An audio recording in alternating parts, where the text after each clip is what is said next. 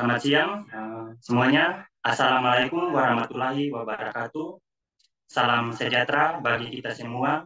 Salam Om Swastiastu, Namo Buddhaya, salam kebajikan, Rahayu. Selamat datang kepada seluruh peserta webinar pada siang hari ini. Yang saya hormati Bapak Andri Hernandi sebagai dosen pengampu mata kuliah Etika dan Sistem Nilai Kepercayaan dan rekan-rekan pemateri yang saya cintai, serta teman-teman mahasiswa pendidikan kepercayaan terhadap Tuhan Yang Maha Esa yang saya banggakan.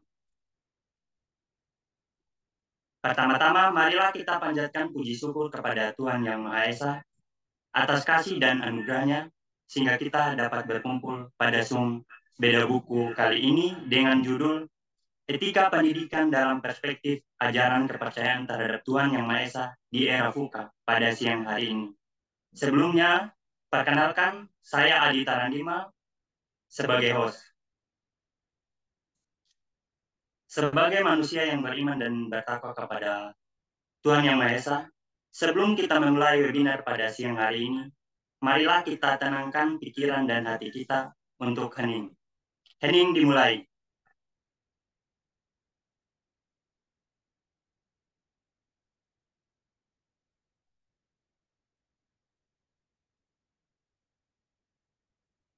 Hening telah selesai.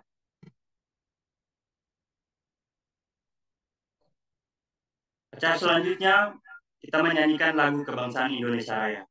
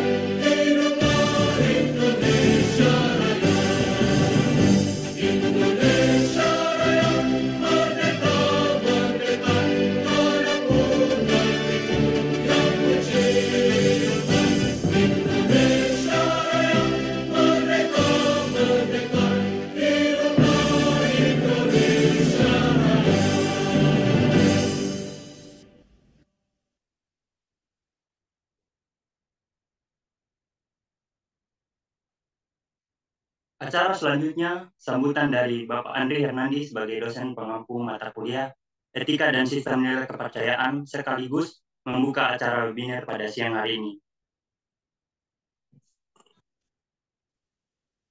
Rahayu, Horas Sampurasun, Waras Adil Katalino, Bacuramin Kasaruga, Basengat Kajubata, Li'i Malangu, Kuru Sumangga, Hong Ulun Basuki Langgang. Selamat pagi, selamat sore, selamat malam para peserta webinar yang saya hormati. Pertama-tama, marilah kita panjatkan puji syukur kehadirat Tuhan Yang Maha Esa atas rahmat dan keresahannya ini. Kita dapat berkumpul pada kesempatan yang berharga ini, ya, dan saya perkenalkan, nama saya Andri Hernandi sebagai dosen pengampu. Tentu saja merasa sangat senang dan bangga atas terlaksananya bedah buku untuk mata kuliah Etika dan Sistem Nilai Kepercayaan terhadap Tuhan Yang Maha Esa kedua ini. Acara bedah buku ini merupakan keberlanjutan dari perjalanan intelektual dan spiritual kita dalam memahami serta merenungkan etika dan sistem kepercayaan terhadap Tuhan Yang Maha Esa. Buku yang akan kita bedah ini adalah sebuah sumber pengetahuan yang tentu saja bernilai tinggi, membawa pemikiran mendalam dan memberikan wawasan baru terkait dengan tema tersebut. Tentu saja sebelum kita memulai perbincangan yang mendalam dan diskusi yang mendalam, saya tak lupa juga ingin mengucapkan terima kasih kepada para mahasiswa sebagai penulis ya, yang telah menyumbangkan pemikiran dan ide brilian mereka dalam buku ini.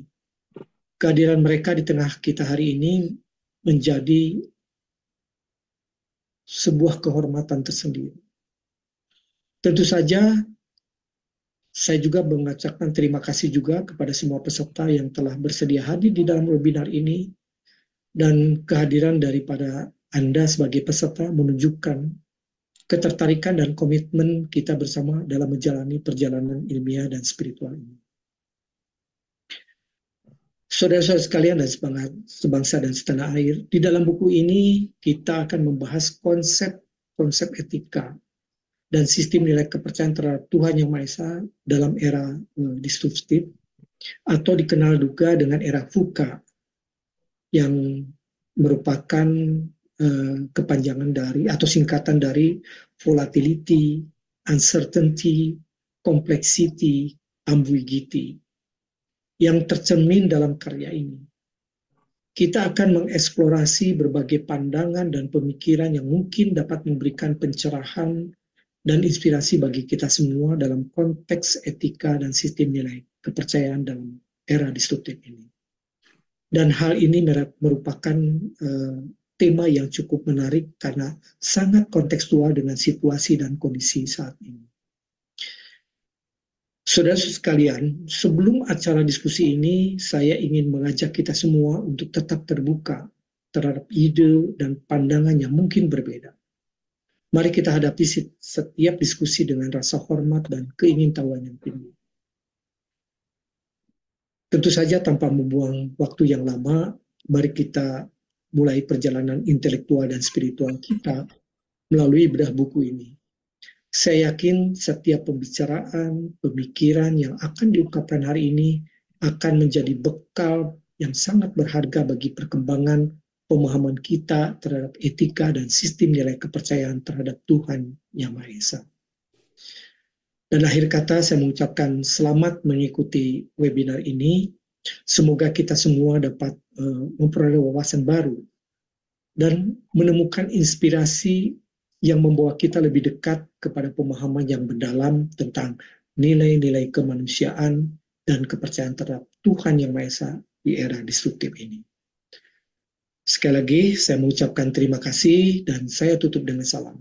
Rahayu, Horas, Sampurasun, Waras, Adil Katalino, Wacuramin Kas Saruga, Basengat Kajubata, Lei Malangu, Uruk Sumangga, Hong Ulum, Basuki, Langgang. Terima kasih. Acara selanjutnya pemaparan materi dari presentator bedah buku etika pendidikan pada siang hari ini.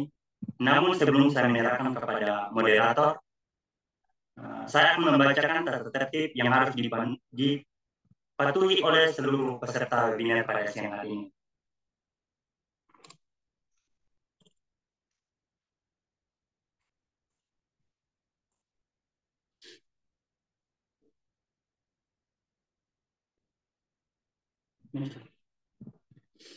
Yang pertama, setiap peserta wajib mengisi link daftar hadir. Selanjutnya, peserta wajib menonaktifkan mikrofon selama webinar berlangsung.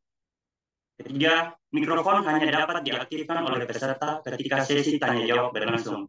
Keempat, pada sesi sharing dan tanya jawab, peserta dapat bertanya dengan menulis di kolom chat atau resend dan menggunakan persetujuan host.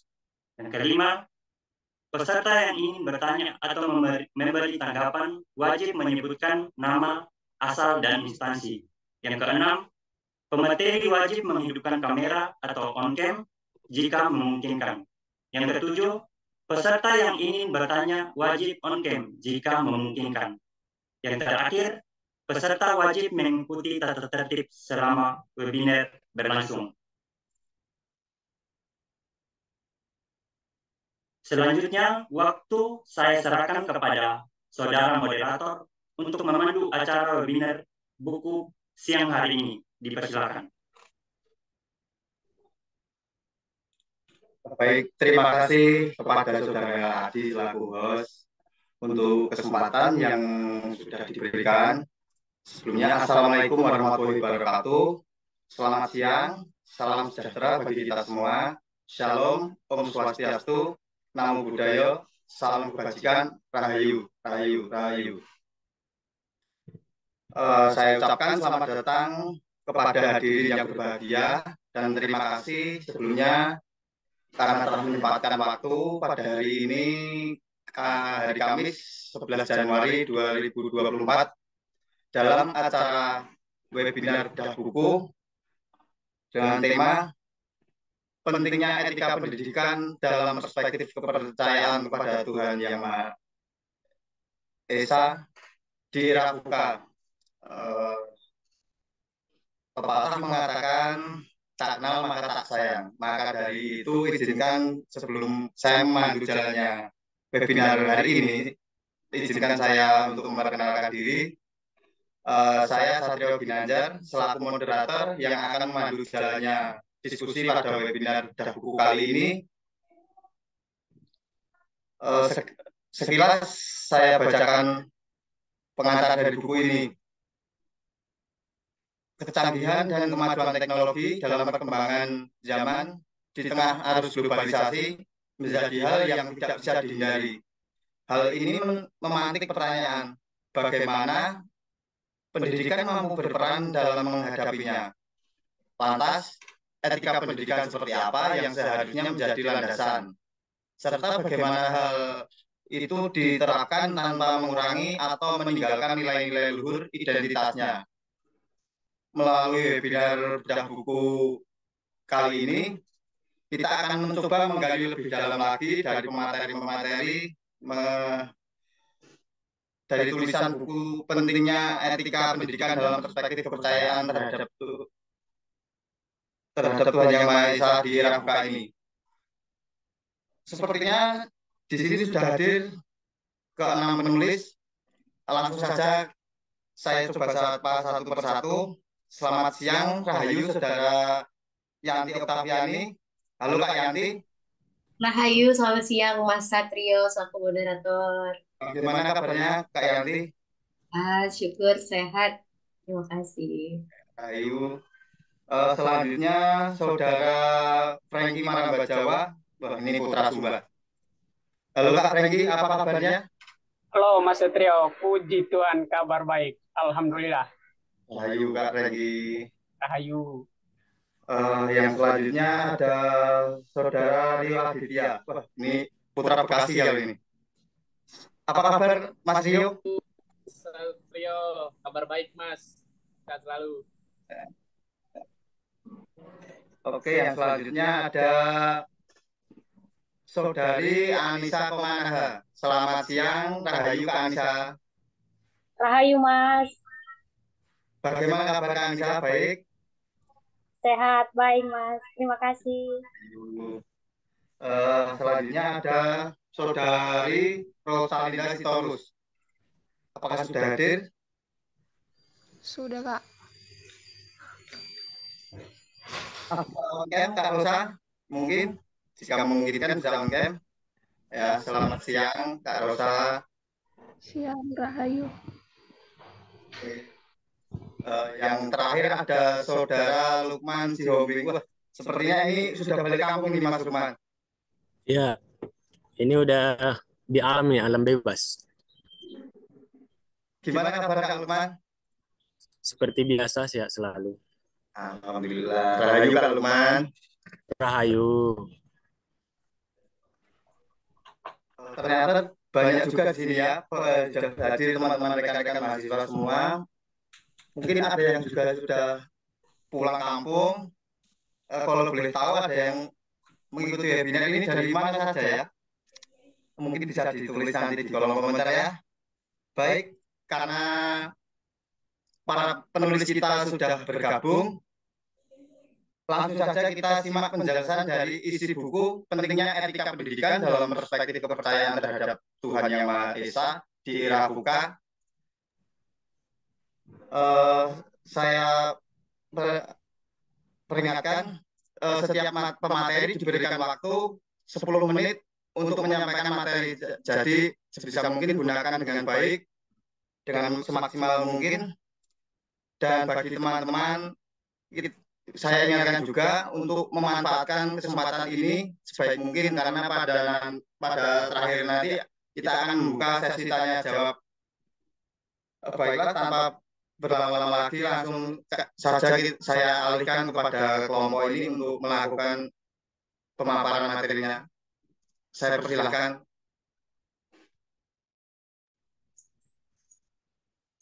Baik, sebelumnya terima kasih kepada moderator yang telah memberikan kesempatan untuk acara kita hari ini di webinar Bedah Buku yang berjudul Etika Pendidikan dalam Perspektif Ajaran Kepercayaan Terhadap Tuhan Yang Maha Esa pada Era VUCA. Buku ini kami buat dalam rangka pemenuhan tugas mata kuliah Etika dan Sistem Kepercayaan 2 yang diampu oleh Bapak Dr. Insinyur Andri Hernandi STMT. Slide selanjutnya, Mas. Ini adalah kami daripada penulis buku di webinar hari ini. Ada dari Sumba, dari Sumatera, dan dari Jogja. Oke, next. Ini adalah gambaran dari wujud buku yang kami tulis. Ini adalah gambar tampak depannya. Dan next.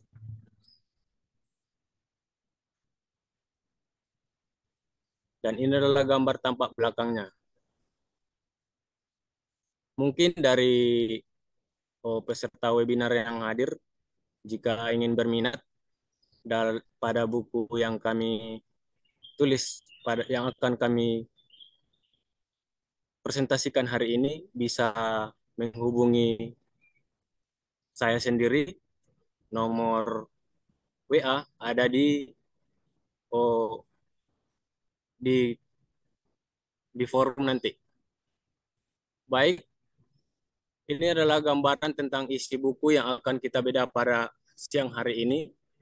Etika Pendidikan dalam Perspektif Ajaran Kepercayaan Terhadap Tuhan Yang Maha Esa, tersusun dari 6 bab. Yang pertama itu ada pengantar, yang kedua ada itu mewujudkan etika pendidikan yang inklusif di era VUCA. Bab yang ketiga ada hitam putih, ketidakpastian di era VUCA. Bab keempat ada bagaimana kompleksitas pendidikan penghayat kepercayaan terhadap Tuhan Yang Maha Esa di era VUCA. Bab yang kelima ada ambiguitas. Dan bab keenam itu adalah alternatif solusi untuk menyikapi VUCA dalam kacamata nilai-nilai luhur kepercayaan.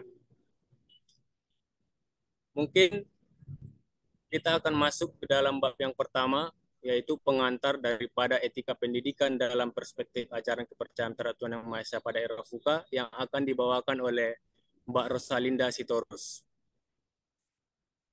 Next, Mas.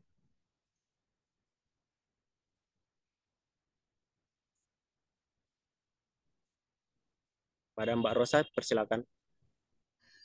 Perkenalkan, nama saya Rosalinda Sitorus. Saya lahir di Persea 19 September 2004. Status mahasiswa S1 Pendidikan Kepercayaan Terhadap Tuhan Yang Maha Esa. Selanjutnya, langsung ke materi. Di sini ada pengertian etika. Etika dalam pendidikan atau kajian etis tentang krisis moral berdampak pada pendidikan. Etika merupakan bagian dari filosofi yang berhubungan erat dengan manusia dalam menghargai suatu tindakan, baik benar ataupun salah. Selanjutnya,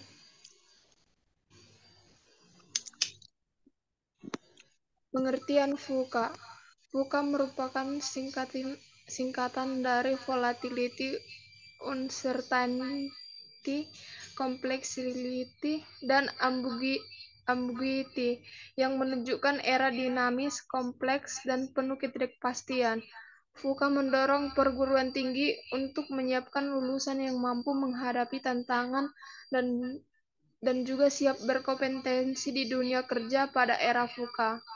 Pada hal ini, tidak hanya diperlukan lulusan yang hanya memiliki kecerdasan saja, namun melainkan juga keterampilan atau indikator untuk menghadapi tantangan kesiapan menghadapi dunia kerja di era VUCA, agar nantinya setiap individu dapat bertahan dalam segala situasi dalam kondisi yang akan terjadi di masa yang akan datang.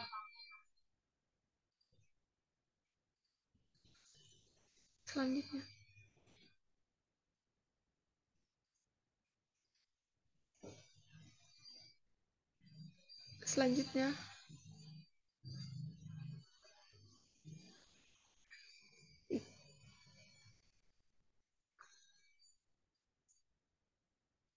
Pengertian etika pendidikan. Etika menurut Kamus Besar Bahasa Indonesia, kata etika adalah ilmu tentang apa yang baik dan yang buruk, tentang hak dan kewajiban moral, kumpulan asas atau nilai yang berkenaan dengan akhlak, nilai mengenai yang benar dan salah yang dianut masyarakat.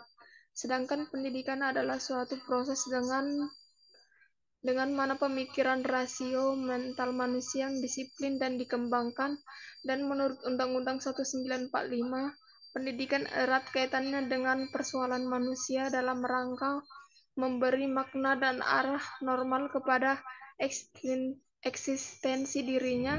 Pendidikan juga bisa dikatakan suatu proses budaya untuk meningkatkan harkat dan martabat manusia dan berlangsung sepanjang hayat yang dilaksanakan di lingkungan keluarga, sekolah, dan masyarakat.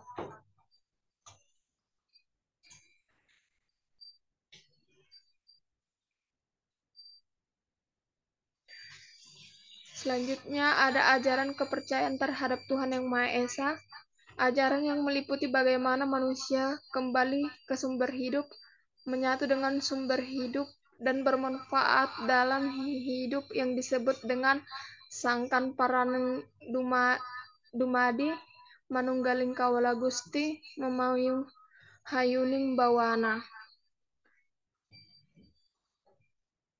Yang artinya, yang pertama, Sangkan Paraneng Dumani mengacu pada kesadaran akan asal-usul dan tujuan hidup. Artinya, manusia seharusnya menyadari bahwa keberadaannya memiliki akar dan tujuan yang lebih besar. Yang kedua, Manunggaling Kawula Gusti artinya berarti menyatukan diri dengan Sang Pencipta atau Tuhan.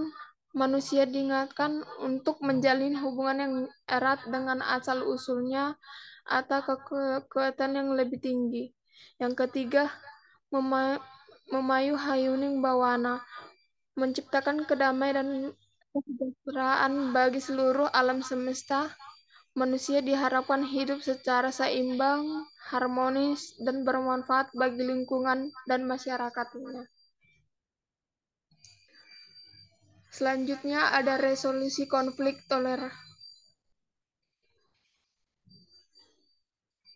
Selanjutnya adalah resolusi konflik toleransi beragama pada masyarakat multikultural di Indonesia. Indonesia merupakan negara yang lahir dengan memiliki keberagaman budaya, kepercayaan yang terhimpun sebagai masyarakat multikultural. Konsep Bhinneka Tunggal Ika mempresentasikan bermacam-macamnya kebudayaan yang ada di negeri ini, tetapi hal tersebut tentu saja menjadi suatu tantangan tersendiri bagi Indonesia untuk bisa meningkatkan nilai-nilai toleransi untuk menjaga perdamaian dan kesejahteraan rakyat agar dapat terhindar dari ancaman maupun konflik sosial seperti konflik kepercayaan. Konflik kepercayaan berkait erat dengan konflik sosial. Dalam realitas kehidupan sosial, konflik seringkali dikonotasikan secara negatif. Terlepas dari asumsi yang muncul hanya sebagai hipotesis dalam menganalisis fenomena sosial, tetap saja keberadaan konflik merupakan entitas yang memilukan bagi individu yang menganalisisnya dari berbagai sudut pandang. Bahkan para ahli konflik juga mengakui hal ini. Konflik sosial berpotensi terjadi dalam masyarakat multiagama, terutama dalam masyarakat multikultural seperti Indonesia.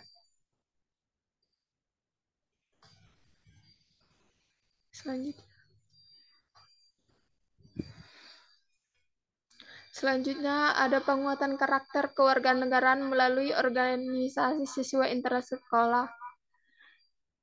Penguatan karakter kewarganegaraan melalui OSIS di SMA Negeri 1 Kalasan berdasarkan hasil wawancara dengan pembina OSIS pada tanggal 20 Maret 2020 di SMA Negeri 1 Kalasan. Penguatan nilai-nilai karakter kewarganegaraan dilaksanakan secara langsung maupun tidak langsung melalui kegiatan pengurus OSIS dan program-program kerja yang disusun oleh pengurus OSIS. Sehingga proses penguatan karakter kewarganegaraan dilaksanakan melalui program-program yang disusun pengurus OSIS. Berdasarkan dokumen pengurus OSIS, kegiatan dan program yang disusun pengurus OSIS dikelompokkan dalam 6 bidang OSIS yang masing-masing bidang memiliki tujuan dalam penguatan nilai karakter tertentu. Pertama, bidang ketakwaan terhadap Tuhan Yang Maha Esa merupakan bidang OSIS yang fokus pada penguatan nilai karakter religiusitas. Program kerjanya antara lain kegiatan tadarus bersama, hardoh, infak rutin, kerja bakti musola, kajian rutin, kajian keputrian, pengajian tahsin, dan masih banyak lagi.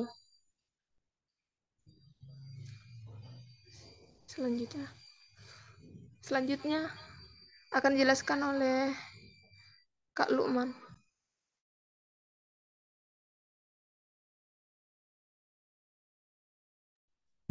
Baik, selanjutnya kita masuk pada bagian bab 2. Di sini saya atas nama Lukman Siombing, lahir di Lobutua pada 4 Januari tahun 1999, mahasiswa S1 Pendidikan Kepercayaan Terhadap Tuhan Yang Maha Esa. Selanjutnya, di bab kedua ini saya membawakan judul mewujudkan etika pendidikan yang inklusif di era VUCA. Next. Baik, di sini saya akan memberikan sedikit gambaran tentang isi tulisan yang saya bawakan di bab 2, yaitu sebab yang pertama, konsep etika pendidikan yang inklusif. Pendidikan inklusif itu sendiri adalah suatu pendekatan pendidikan yang bertujuan untuk memberikan kesempatan belajar yang sama kepada semua individu, tanpa terkecuali, baik itu dari segi ras, suku, agama, maupun kepercayaan yang berbeda, dan yang berkebutuhan khusus seperti penyandang disabilitas, dengan mengintegrasikan mereka ke dalam lingkungan pendidikan umum, memungkinkan terjadinya interaksi sosial, partisipasi aktif dalam pengembangan potensi yang dimiliki. Next.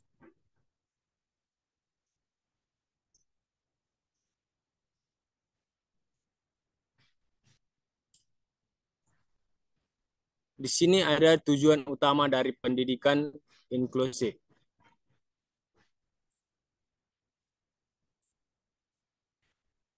Tujuan utama dari pendidikan inklusif itu sendiri tidak lain yaitu menciptakan kesempatan pendidikan yang lebih adil, mengurangi segregasi dan isolasi siswa dengan kebutuhan khusus yang dimana Hal ini akan membantu dalam membangun hubungan sosial yang sehat dan mempromosikan pengertian dan penerimaan terhadap keanekaragaman, memajukan keterampilan sosial dan kehidupan melalui interaksi dengan rekan-rekan sebaya. Siswa dengan kebutuhan khusus dapat belajar keterampilan sosial dan kehidupan yang penting untuk keberhasilan di dunia nyata. Selain itu, tujuan utama dari pendidikan inklusif itu sendiri adalah untuk mengurangi stigmatisasi terhadap siswa dengan yang berkebutuhan khusus. Selanjutnya.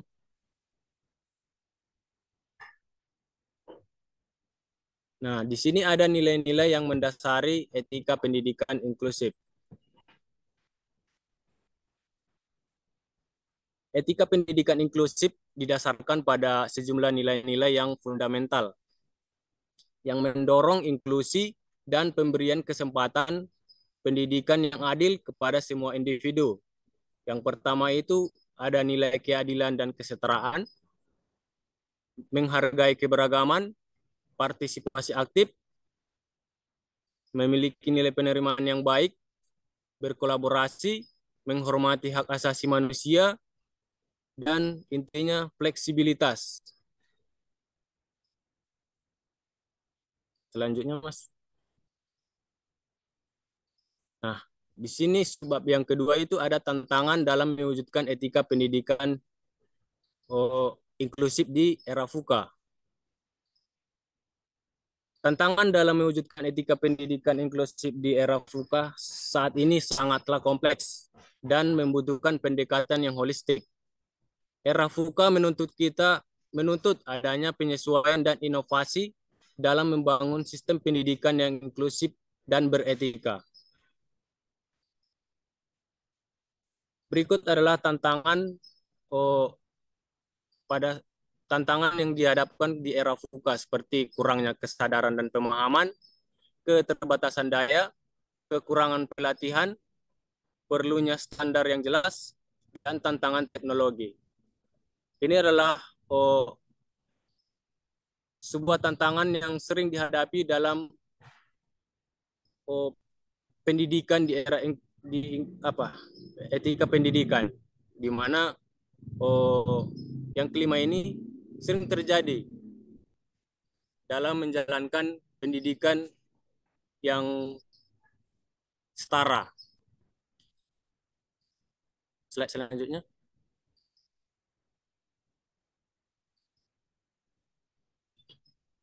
Selain dari tantangan tersebut, ada juga tantangan konflik antara inovasi, teknologi, dan nilai-nilai kepercayaan dalam etika pendidikan.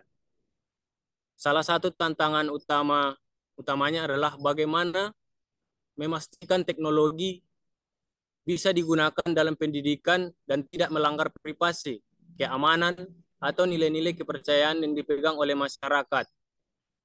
Hal inilah yang mengakibatkan kekhawatiran tentang penggunaan data para penghayat.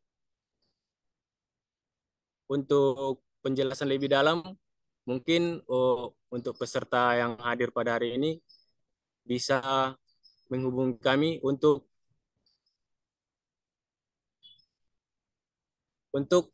meminta buku hasil tulisan kami pada hari ini. Next, selanjutnya. Subbab yang selanjutnya itu adalah nilai-nilai kepercayaan dalam pendidikan inklusif. Sebagai orang memiliki kepercayaan tentunya pastinya memiliki beberapa nilai-nilai berikut. Nilai-nilai ini didasari yang pertama berakhlak mulia. Yang kedua memiliki kebinekaan yang global. Memiliki jiwa dan rasa gotong royong, memiliki pola berpikir kritis, mandiri, dan kreatif. Ini adalah nilai-nilai yang diinginkan atau mau dicapai dalam pendidikan inklusif di mana era sekarang ini, era teknologi yang semakin canggih, menuntut kita, para mahasiswa, pendidik, guru dosen untuk menanamkan nilai-nilai kepercayaan pendidikan tersebut. Oke, next.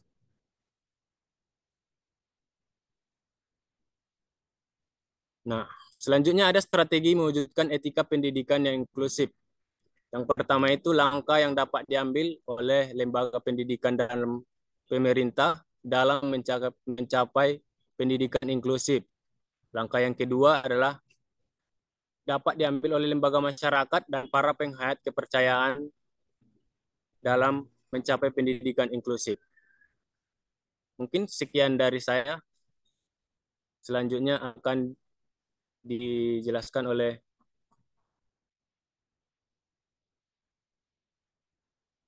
Mas Rio.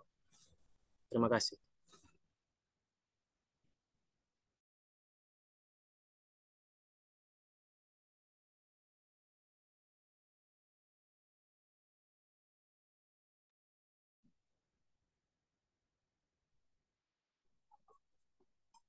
Terima kasih Pak Lukman atas kesempatannya. Suara saya terdengar tidak ya? Kurang jelas suaranya. Halo? Terdengar jelas? Udah, Mas. Baik, saya mulai saja ya. Pertama-tama perkenalkan kembali, saya Rio Aditya dari Jawa Barat, Kota Bekasi. Asal organisasi saya dari Organisasi Aliran Kebatinan Perjalanan. Di dalam proyek penulisan buku ini, saya berkontribusi pada bab 3 yang berjudul Hitam Putih Ketidakpastian di Era VUCA, yang di dalamnya terdapat 3 subbab. Subbab yang pertama itu berjudul Sejarah Kelam COVID-19 di Sektor Pendidikan. Subbab yang kedua itu membahas tentang etika pendidikan di dalam era artificial intelligence. Sebab yang terakhir atau yang ketiga, pengaruh kehadiran teknologi blockchain dan bioteknologi pada etika pendidikan. Oke, lanjut Mas Timekeeper.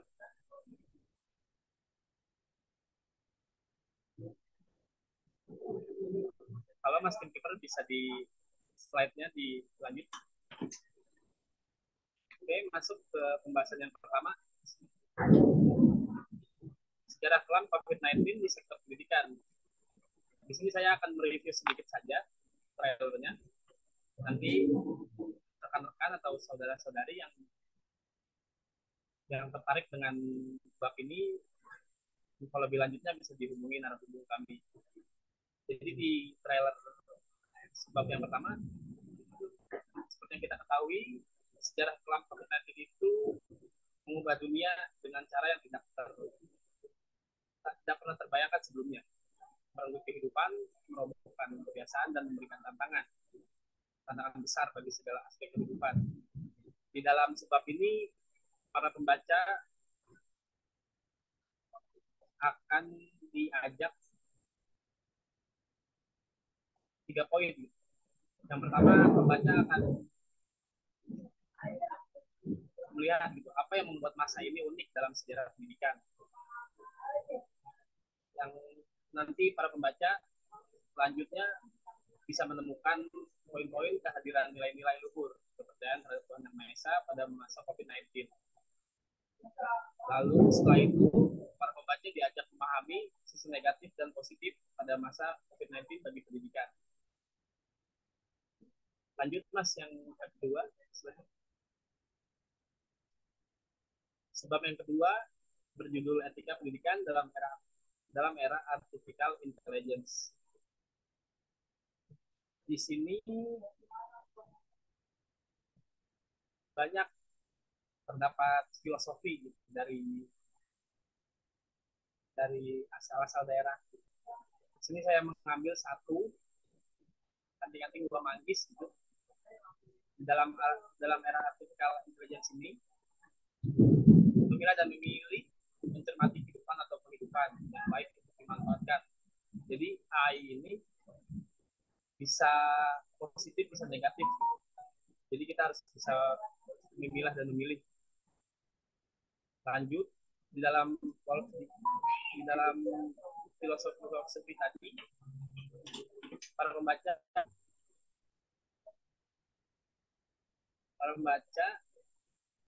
bisa menemukan pandangan para ahli dan apa saja garis besarnya. Lalu di bagian yang terakhir, para pembaca bisa menemukan pendidikan dan kemajuan ahli dan bagaimana etikanya. Mungkin bagaimana etikanya itu banyak dijumpai nanti di bab 6 di alternatif solusi yang dibawakan oleh rekan saya, Kak Yanti. Mungkin saya hanya di bab ini mungkin hanya sekedar pengantar saja gitu, bagaimana etikanya dalam era artificial intelligence ini, dalam beretika pendidikannya. Lanjut yang ketiga, Mas Kirkiper.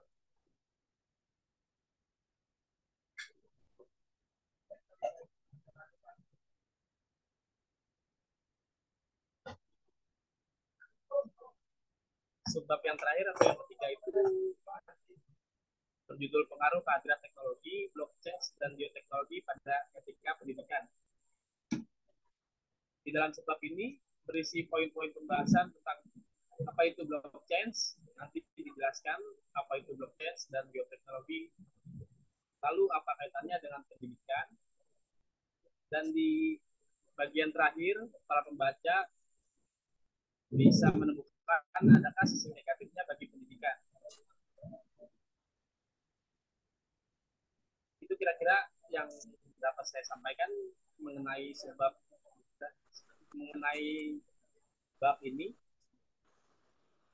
Untuk lebih lanjutnya, lebih lengkapnya, para peserta hadirin jika berkenan membaca khususnya bab saya, bab 3, bisa menghubungi narasumber kami. Begitu kira-kira. Terima kasih Mas Moderator. Sekian, saya tutup.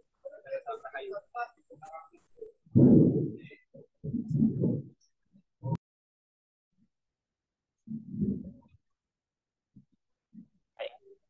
Oke, selamat siang, Rahayu semuanya. Apakah suara saya terdengar jelas?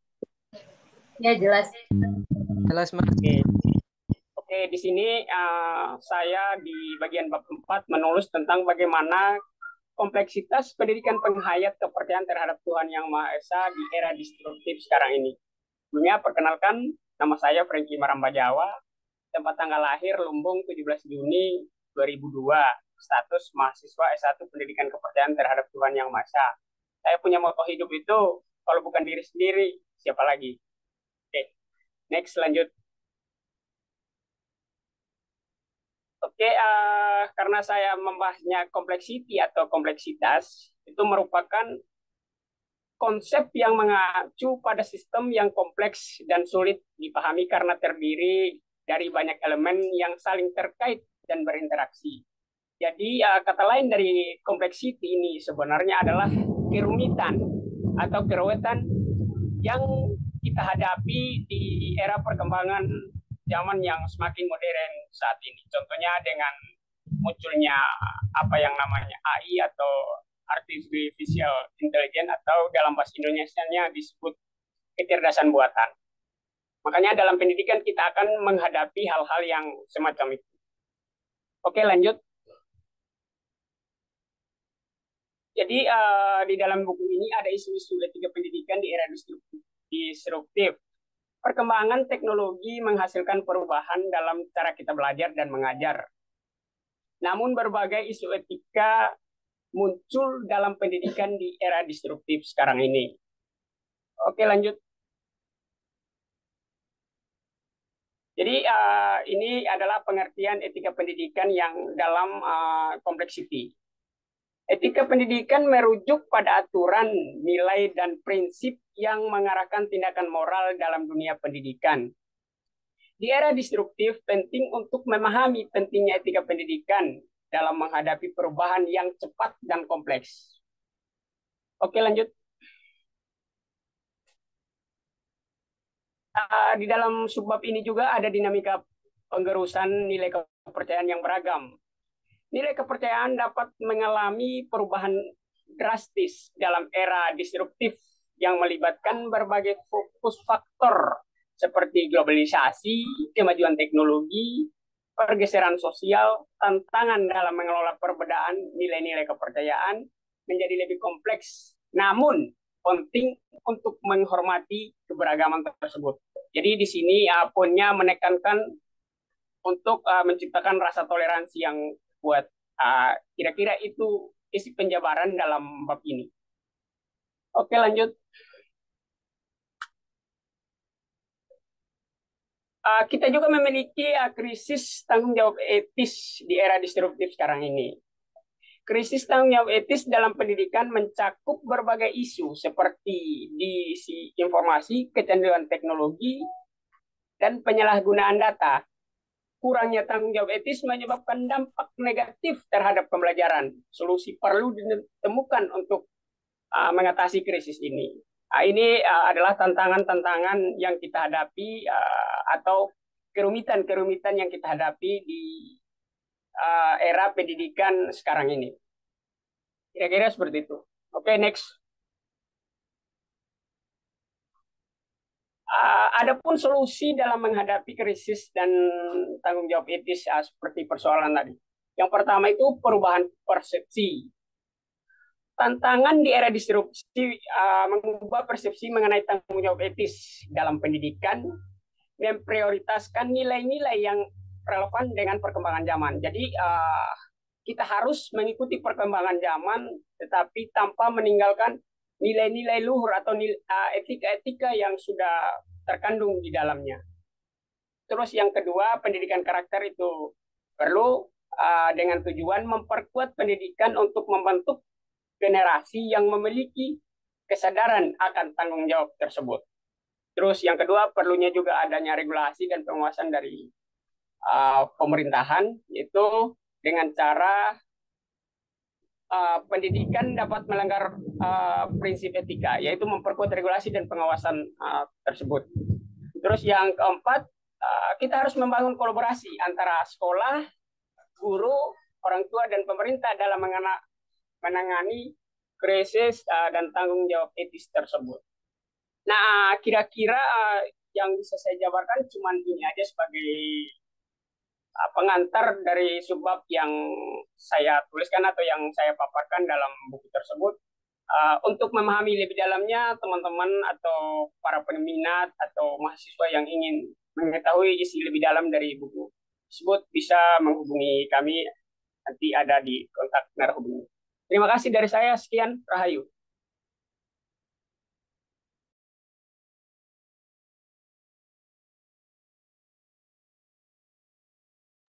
Lanjut aja, Dok.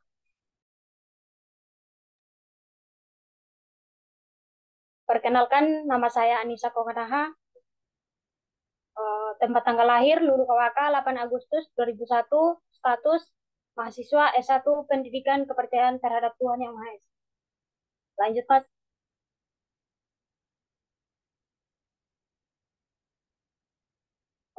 Ambiguitas. Ambiguitas adalah keadaan yang membingungkan, dapat merupakan salah satu karakteristik lingkungan yang menyebabkan suka dalam pelaksanaan pemilu.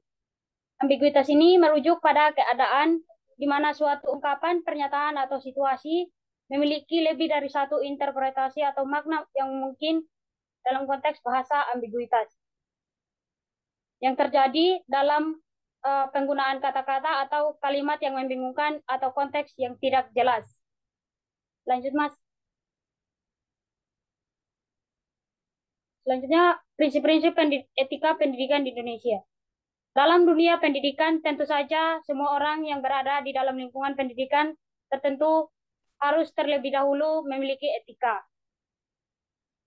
Jika pendidikan yang dimaksudkan di institusi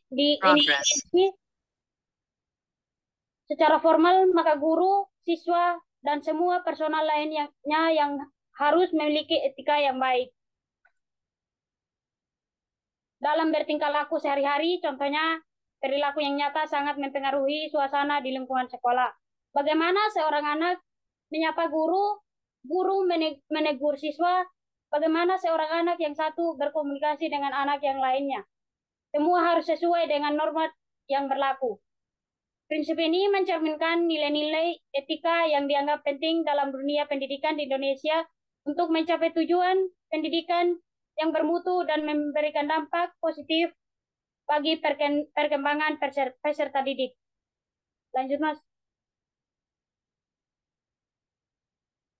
Selanjutnya, implikasi sistem etika pendidikan di Indonesia. Bagaimana etika kita dalam pendidikan di Indonesia? Kita harus menjadi lebih baik, sikap dan kepribadian, menanamkan nilai-nilai moral atau etika yang baik dalam kehidupan sehari-hari. Bentuk pendidikan lebih berupa mewariskan wawasan, pengetahuan, dan keterampilan yang diperlukan untuk bertahan hidup kepada kami generasi berikutnya. Etika dalam pendidikan merupakan dua pokok penting yang berbeda namun tidak dapat dipisahkan dalam praktiknya. Dapat dikatakan bahwa etika pendidikan merupakan sebuah proses pendidikan yang berlangsung secara etis dan terus-menerus dalam kehidupan seseorang melalui pengajaran dan penekanan terhadap etika sendiri sehingga kemampuan, berbakat, kecakapan, dan minatnya dapat dikembangkan seimbang dengan etika yang baik dan benar dalam kehidupannya. Lanjut, Mas. Dilema etika pendidikan dalam penggunaan teknologi di era disruptif atau beberapa studi kasus penggunaan media sosial. Dalam kehidupan sehari-hari, dilema dalam pendidikan sering terjadi dan selalu ditemukan dalam dunia pendidikan seperti diskriminasi, bullying, dan dilema lainnya. Tetapi kedua kasus ini yang paling sering terjadi di dalam bangku pendidikan. Tetapi ada lagi tantangan atau dilema yang dihadapi di era disruptif sekarang ini dengan kemajuan zaman yang semakin pesat. Tantangannya yang hanya beberapa tadi kini ditambah lagi dengan yang namanya AI.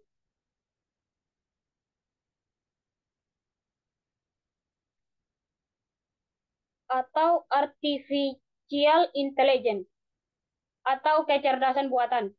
Dalam kepercayaan Merapu di Kabupaten Sumba Timur, dilema yang dihadapi saat ini dengan kemajuan zaman disruptif yang semakin berkembang dalam dunia pendidikan masih sedikit tertinggal karena aksesnya belum sampai ke sana. Tetapi jika kemajuan zaman tersebut aksesnya akan merata, tidak menutup kemungkinan juga untuk pendidikan kepercayaan Merapu untuk tidak mengikuti zaman tersebut dengan teknologi AI. Tetapi ada yang tidak boleh ditinggalkan, yaitu nilai-nilai tradisi dan kearifan lokal dan budaya setempat harus tetap dilestarikan walaupun kita mengikuti kemajuan zaman tersebut.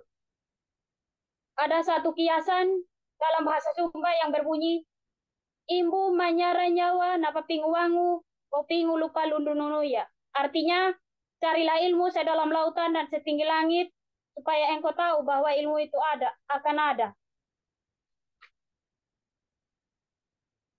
selama-lamanya. Ungkapan inilah yang tidak menutup kemungkinan untuk murid atau pendidik di kepercayaan Merapu dalam menerima kemajuan zaman yang semakin pesat.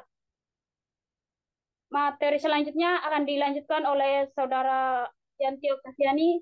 Saya persilakan.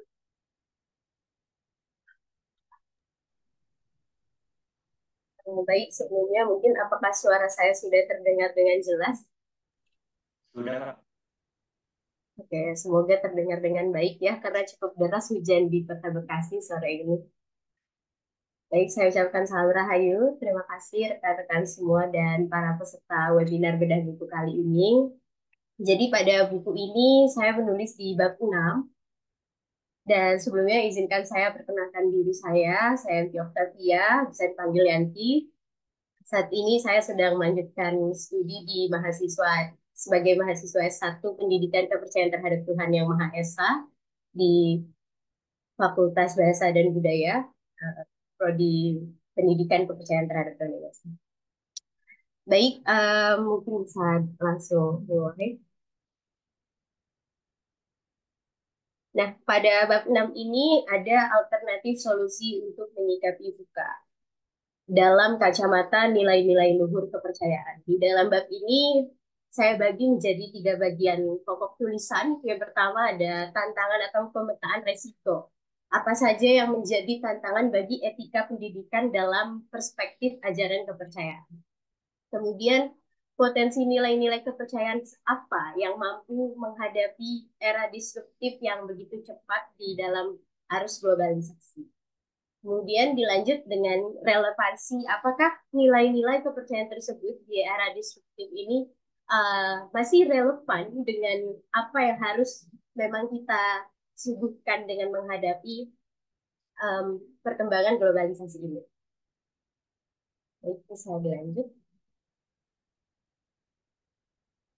Jadi dari kita diawali dengan pengantar pada bab 1, kemudian bab 2, bab 3, bab 4, serta bab 5 yang membahas tentang volatility atau kondisi labil, kemudian ada juga uncertainty, ketidakpastian atau keadaan yang sulit diprediksi, dan dilanjut dengan complexity atau kompleksitas, yang dimana merupakan suatu kondisi yang penuh kerumitan, dan ambiguity atau ambiguitas, yang dimana adalah kejadian suatu yang individu. Nah, di dalam pendidikan, kita melihat bahwa volatility merupakan apa yang dihadapi di dunia pendidikan ini sangat tidak terduga dan terus datang. Namun perlu diingat bahwa kesempatan dalam kita memprediksi suatu kejadian itu sangat ada. Kemudian dalam uncertainty, kita dihadapi dengan keadaan yang sulit diprediksi, yang terbatas, informasi yang terbatas, sebab dari akibat suatu peristiwa di dalam pendidikan pasti mempunyai dasar. Kemudian dari complexity, pelaksanaan pendidikan di Indonesia ini dilakukan di berbagai daerah yang tentu punya karakteristik tersendiri. Jadi itulah mengapa perlu diketahui bahwa setiap prosesnya perlu penyesuaian dengan di mana pendidikan itu diterapkan. Kemudian dalam ambiguity, keadaan ini menunjukkan bahwa pendidikan bisa menjadi sangat tidak jelas dan tidak terlihat. Nah, dari VUCA ini, keempat VUCA ini, volatility, uncertainty, complexity, dan ambiguity, kita dihadapi bahwa mau tidak mau, kehidupan dan penghidupan di dalam dunia pendidikan itu terus berjalan. Suka tidak suka, dampak positif atau negatif pasti akan kita hadapi dalam dunia pendidikan. Lantas bagaimana etika pendidikan menyikapi perkembangan zaman ini? Tentu hal ini tidak hanya memberikan dampak positif saja, begitu juga ada dampak negatif. Boleh dilanjut ke slide berikutnya. Nah, ketika kita melihat dampak negatif, yang kita hadapi saat ini adalah bagaimana krisis moral dalam etika pendidikan.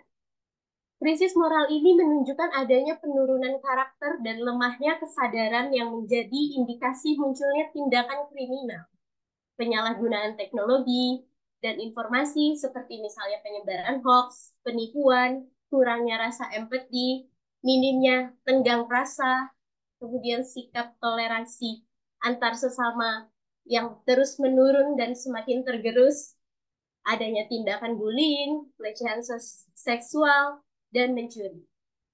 Nah, ternyata kejadian ini tidak hanya berlangsung secara kejadian langsung, tapi ada juga dalam bentuk di mana adanya perbantuan penggunaan media dalam melakukan ini. Mungkin kita bisa menyadari sekarang bahwa kita sangat terbantu dengan adanya kemajuan teknologi di era VUCA. Seperti halnya sekarang dalam pendidikan kita menggunakan Zoom meeting untuk melakukan webinar bedah buku. Mungkin akan menjadi tantangan yang besar ketika kita melakukan bedah buku secara offline. Di tengah mungkin tadi Frankie yang sedang di NTT, kemudian saya sedang di Bekasi. Nah, ini yang kita coba sampaikan di dalam buku ini. Nah, tantangan-tantangan itulah yang sekiranya apakah bisa kita hadapi atau tidak. Nah, ternyata di dalam menghadapi krisis moral ini, ada upaya yang dapat kita lakukan dengan menyesuaikan diri dengan perkembangan zaman. Bisa dilanjut. seperti halnya di dalam ajaran kepercayaan itu sendiri, ada nilai-nilai yang berpotensi untuk mewujudkan manusia berbudi pekerti luhur sebagai pelanja sepanjang hayat. Melalui cara yang seperti apa? Nah, untuk menyikapi kondisi krisis etika kondisi krisis etika pendidikan yang ditunjukkan dengan kondisi moral yang sangat rendah, ada cara yang dapat dilakukan dengan mewujudkan manusia berbudi pekerti luhur dengan kualitas spiritual yang dimana manusia itu harus berketuhanan. Ini sesuai dengan Pancasila sila ke-1 dan berakhlak mulia. Kemudian bagaimana kualitas manusia yang mempunyai kualitas intelektual, di mana manusia itu mampu mengikuti perkembangan peradaban dalam pendidikan dengan berpikir kritis dan kreatif. Selanjutnya, kita perlu membangun kualitas sosial, yang dimana manusia perlu memahami kebinekaan global, kearifan lokal, kearifan Nusantara, serta wawasan global. Kemudian bagaimana kita membangun kualitas berbangsa dan bernegara bagi manusia itu sendiri. Karena untuk mengamalkan wawasan kebangsaan, kita perlu mengetahui dan memahami apa yang dimaksud dengan kualitas bernegara dan berbangsa. Mungkin teman-teman sudah tidak asing ya ketika kita melihat sosial media. Banyak sekali tren penggunaan bahasa asing, kemudian banyak sekali tren fashion yang mengikuti ala Korean style atau Western style. Sebenarnya itu tidak masalah karena ada proses pengembangan budaya. Yang menjadi masalah adalah bagaimana etika pendidikan menghadapi hal tersebut. Apakah kita menyikapi itu dengan rasa bangga, tapi kita melupakan budaya kita sendiri? Nah, itu yang menjadi pertanyaan. Mungkin boleh dilanjut. Nah, dalam mewujudkan manusia berbudi pekerti luhur untuk menghadapi VUCA ini, pendidikan kepercayaan menawarkan lingkup materi yang sangat, tadi mungkin sudah dijelaskan oleh Lukman ya, bagaimana hal itu bersifat inklusif. Agar bisa menyeluruh di dalam pendidikan kepercayaan, kami menawarkan adanya ajaran tentang kemahaesaan Tuhan, pelarangan kewajiban, budi pekerti, martabat kepercayaan, dan sejarah. Boleh dilanjut? Nah, ada ajaran pokok utama kepercayaan terhadap Tuhan Yang Maha Esa, yaitu memayu hayuning bawana, di mana manusia senantiasa mengupayakan perilaku yang membawa keselamatan, kebahagiaan, dan kesejahteraan bagi semesta yang dilakukan dengan perilaku dan kepribadian berbudi luhur. Nah, untuk menghadapi atau menanamkan nilai etika di dalam dunia pendidikan kepercayaan terhadap Tuhan Yang Maha Esa, banyak sekali istilah-istilah dari masing-masing komunitas kepercayaan itu sendiri yang bisa kita kupas lebih banyak lagi tentu di dalam subbab ini. Salah satunya mungkin kita bisa mendengar istilah ambu parhaya duya napan dapibu. Napapibu ambu pani halan duya. Yang artinya jangan mudah menyimpulkan segala sesuatu yang engkau belum ketahui kebenaran. Ini menjadi penting, ajaran-ajaran seperti ini, nilai-nilai yang perlu kita kembangkan. Mengapa? Karena banyak sekali kita dihadapi dengan kondisi deepfake, kondisi pemalsuan berita, informasi yang belum jelas, tapi begitu mudah untuk kita dapatkan dan untuk kita akses. Jadi mengingat kembali, memayu hayuning bawana atau ajaran kepercayaan ini sangat menjadi relevan untuk kita pakai dalam berjuang melawan krisis moral yang terjadi di dalam etika pendidikan. Kemudian di Jawa kita tidak kalah juga bisa mendengar tentang istilah luwes, yang dimana bahwa ilmu itu harus mampu diadaptasikan. Kita sebagai manusia harus bisa berubah dengan mudah dan cepat, menyesuaikan perkembangan zaman, namun tidak juga melupakan nilai-nilai luhur yang ada di ajaran kita. Mungkin boleh dilanjut. Nah, selanjutnya dari memahami ajaran dari kepercayaan terhadap Tuhan Yang Maha Esa itu sendiri, di mana tujuan yang kita lakukan adalah kita mempunyai budaya spiritual atau sarana dalam menghadapi arus globalisasi di era disruptif VUCA. Nah, ini untuk lebih jelas mengenai budaya spiritual, ini saya kutip dari buku 1 Kepercayaan Terhadap Tuhan Yang Maha Esa, bahwa budaya spiritual dalam kepercayaan terhadap Tuhan Maha Esa adalah nilai-nilai spiritual yang bersumber dari adat, budaya, kearifan lokal bangsa Indonesia yang mengandung nilai budi luhur untuk membangun kepribadian berkarakter manusia menuju kedewasaan spiritual. Namun, ekspresi spiritual ini ragam bentuknya dan sangat bergantung pada kreativitas, kecerdasan pemilik itu sendiri dalam memahami, mengembangkan, mengamalkan, dan memanfaatkan di dalam hidup sesuai konteks dan perkembangan zaman. Misalnya, teman-teman, banyak sekali ada kegiatan saresehan yang dimana tadinya mungkin sebelum COVID adanya proses saresehan secara tatap muka. Tapi ketika sudah ada COVID, suatu hal yang sangat kompleks yang mengharuskan adanya kebijakan bahwa pertemuan saresehan atau pertemuan di sanggar, di sekolah adat, itu harus kita ubah menjadi pertemuan daring, pertemuan online, tatap layar. Nah, ini juga menjadi suatu tantangan yang dimana tentu kita harus beradaptasi menggunakan teknologi. Namun, apakah penggunaan teknologi itu selalu sama bisa diterima? Kita sangat beragam tadi. Kondisi pendidikan latar belakang daerah itu sangat berbeda. Mungkin di Jawa atau mungkin di daerah Sumatera akan bisa mendapatkan sinyal yang lebih mudah untuk menghadapi itu.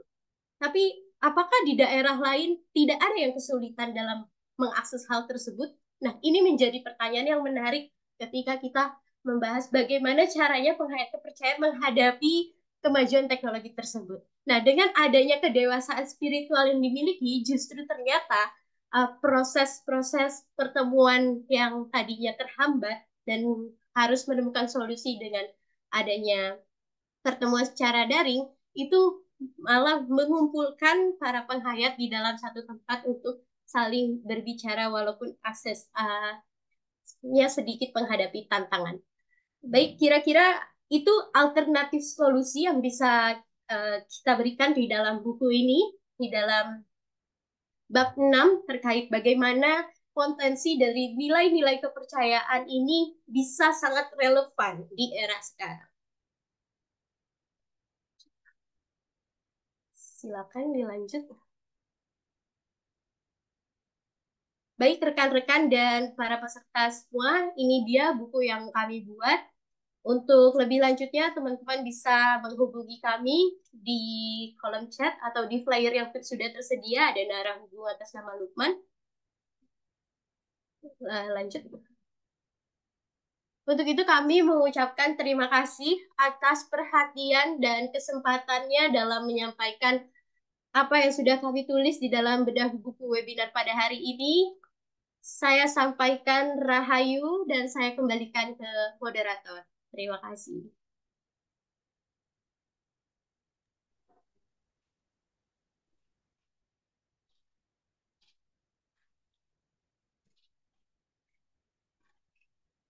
Baik, terima kasih atas penyampaiannya. Wah, menarik sekali ya, singkat, padat, ringkas, namun berbobot sekali materi-materi dari kelompok ini. Baiklah, karena penulis kita telah memaparkan materinya, selanjutnya kita akan beralih ke sesi diskusi atau tanya jawab kepada para peserta yang ingin bertanya atau menanggapi, bisa langsung raise hand atau menuliskan di kolom chat. Sesi tanya jawab saya buka. Namun saya mengingatkan kembali untuk Bapak Ibu, Saudara para peserta untuk bisa mengisi link presentasi yang sudah tersedia di kolom chat. Baiklah, jika ada yang ingin bertanya, sesi tanya jawab atau diskusi saya buka. Sembari menunggu pertanyaan dari rekan-rekan peserta webinar, sedikit tanya-tanya kepada pemateri kita. yang sudah gimana kesan-kesannya dari kelompok dari penulisan buku ini, mungkin salah satu atau bisa Baik, jadi dalam penulisan buku ini kita tempuh selama 1 semester ya, rekan-rekan, semenjak dari awal tugas kuliah sampai dengan sekarang. Ya, kurang lebih 1 tahun lah, dari 2023 sampai 2024. Gitu, jadi kita sangat mencoba meluangkan waktu untuk mencari sumber-sumber ya. Mas moderator juga mungkin mengalami. Ya, mulai dari tahun lalu sampai dengan sekarang, lalu kita hari ini tentunya berbahagia dan kita juga mengharapkan kritik dan saran dari para peserta untuk terhadap buku yang sudah kita sampaikan pada webinar kali ini. Saya cukup terkesan dan kelompok saya begitu luar biasa antusiasnya. Terlihat mungkin yang on cam sedang tersenyum. Ya, mungkin itu moderator. Menarik.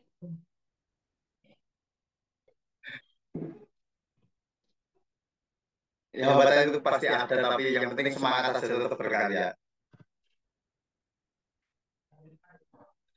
Siapa? Oh, sepertinya ada yang tanya nih di kolom chat.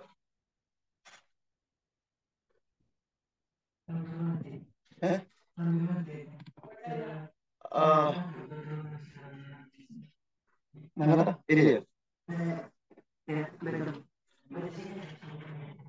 Sebentar, saya bacakan. Selamat siang, Kak. Perkenalkan, saya Rambu Eriwanti dari instansi Universitas Merdeka Malang. Mau bertanya tentang apa yang harus kita lakukan dalam perkuliahan jika kita selalu mengutamakan etika. Salah satu contohnya ketika dosen sedang menjelaskan dan di tengah penjelasan ada kata yang salah. Nah, karena kita sebagai mahasiswa mengutamakan etika, kita tidak berani membantah, padahal kita dituntut untuk kritis bagaimana kita menghadapi hal tersebut. Terima kasih. Terima kasih atas pertanyaannya, Rambu Eriawati. Rahayu, semoga sehat selalu.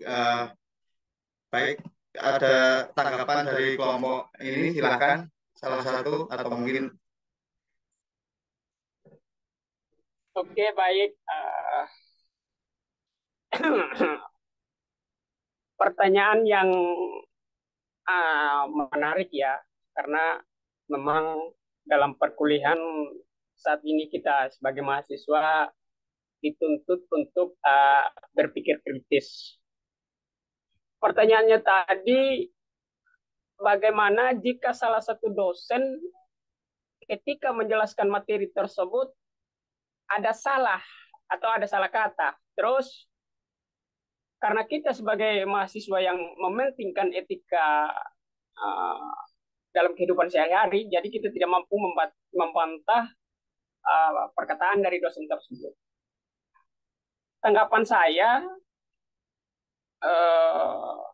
dalam ilmu pendidikan atau dalam ilmu akademis, yang namanya pemikiran itu tidak memerlukan etika, tidak memerlukan sopan santun.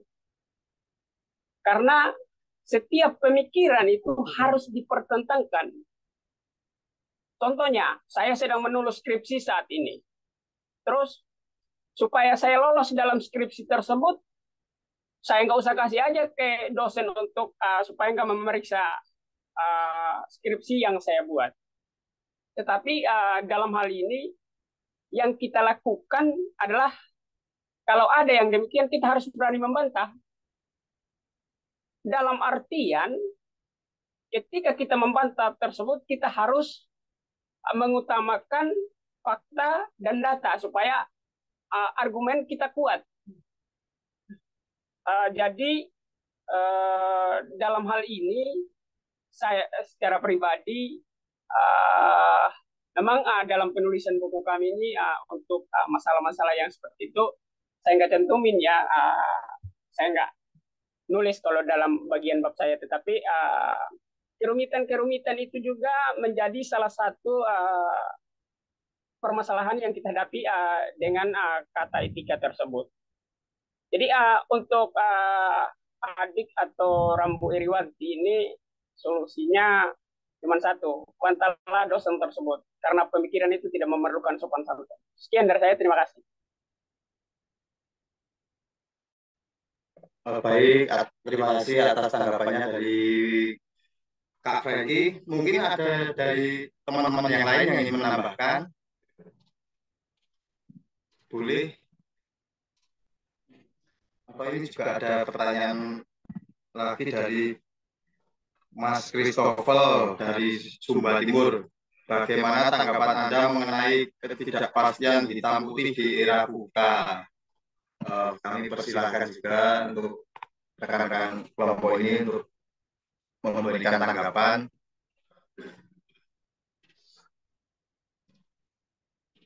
Atau masih mau menambahkan jawaban atas pertanyaan yang pertama tadi?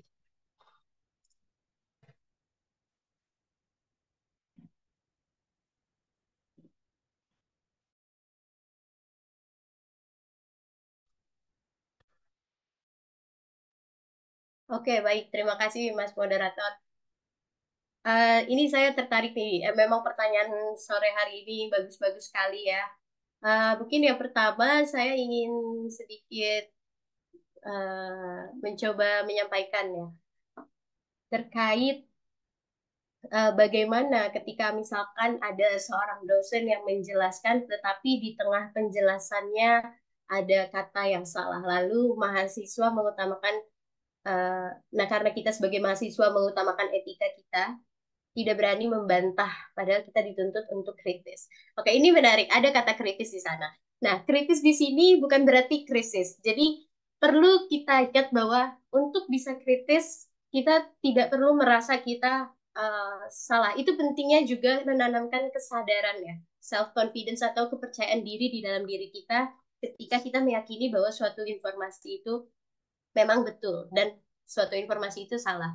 Tentu itu perlu dijawab dengan, saya setuju dengan Frankie, fakta dan data. Tapi selain itu juga pentingnya untuk kita bisa mempunyai rasa percaya diri kalau memang itu benar. Baik, mungkin dilanjut untuk pertanyaan hitam putih akan dijawab oleh Saudara Rio ya. Terima kasih.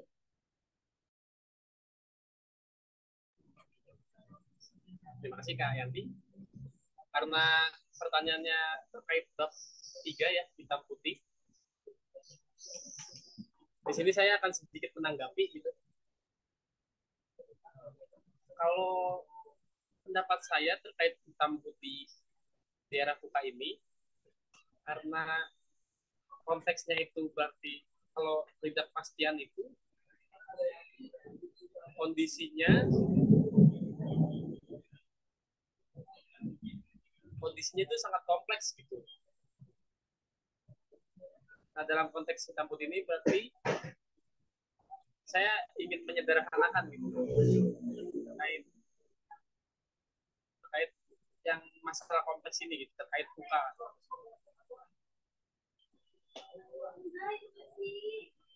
Begitu sih kurang lebih tanggapan saya. Mungkin teman-teman ada yang mau nambahin. Oke, terima kasih atas tanggapan.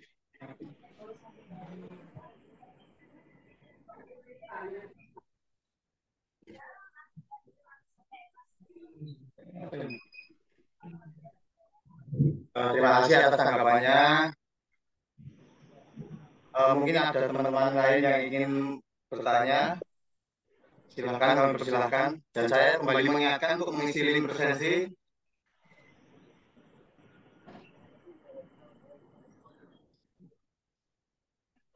Saya sebagai moderator boleh nanya nggak?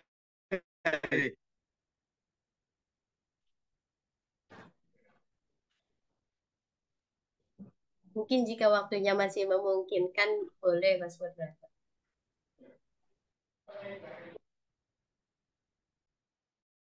Tapi kita utamakan yang lain dulu ya. Oke, baik.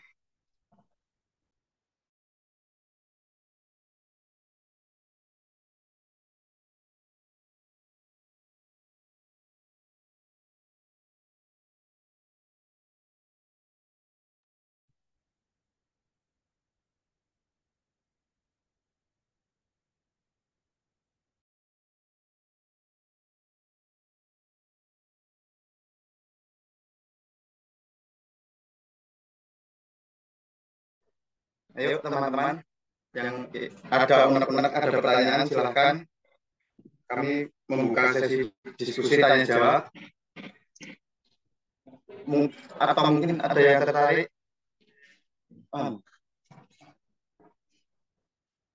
Oh, ini sudah ada pertanyaan lagi rupanya. Saya bacakan dulu.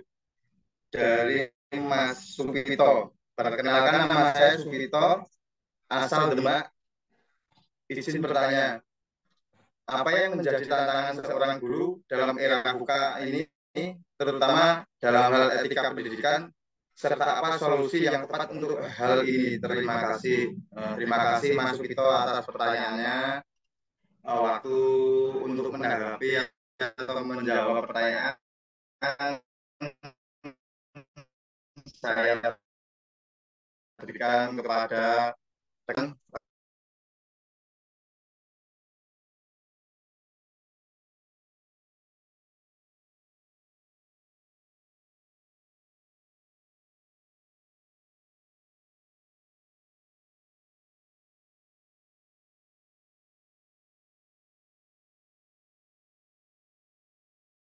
Oke, baik, menarik ini.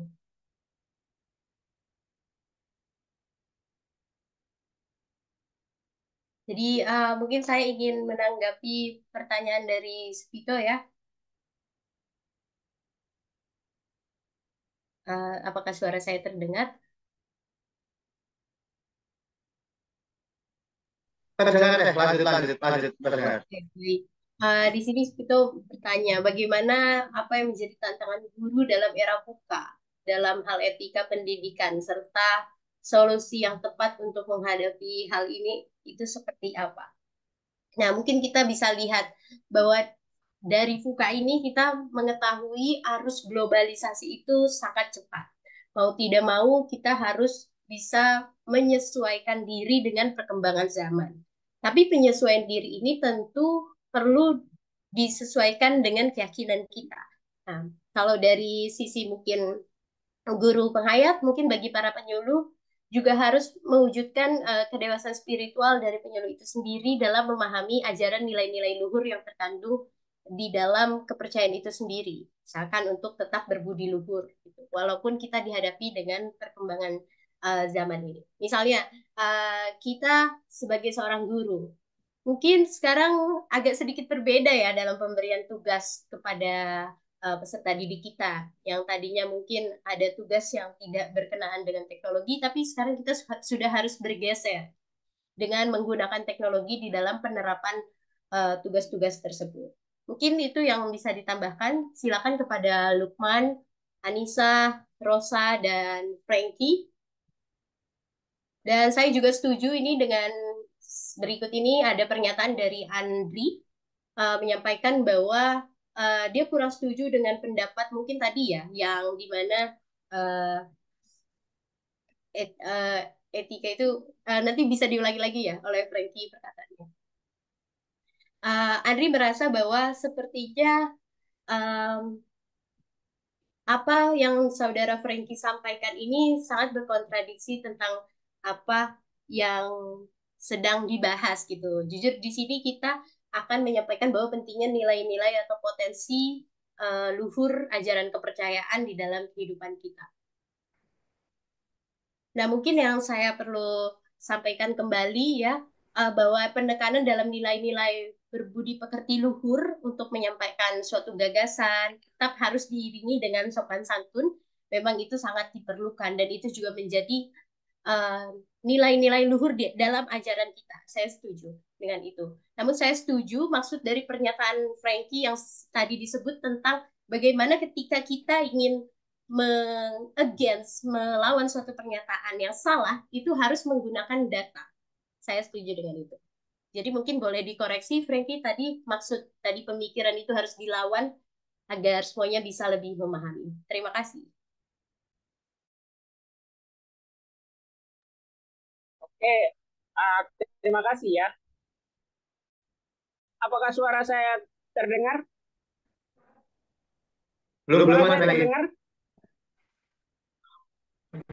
Oke. Terdengar jadi, jelas. Memang saya saya setuju dan sependapat juga dengan pernyataan dari Bang Andre. Sebenarnya tadi kan saya sudah menjawab lebih kalau dalam ilmu akademis, tetapi itu kan saya menggarisbawahi ya, dalam ilmu akademis pikiran itu tidak memerlukan sopan santun, tapi sesuai yang kita bahas dengan judul buku pada hari ini memang etika pendidikan dalam penghayat kepercayaan. Makanya saya sependapat dengan apa yang disampaikan oleh Bang Andre. Tapi itu tadi konteksnya dalam ilmu akademis ya, dalam ilmu secara logik atau pemikiran yang lebih luas. Nggak ada kaitannya dengan hubungan religius atau budi pekerti. Saya kira seperti itu aja sih, Mas.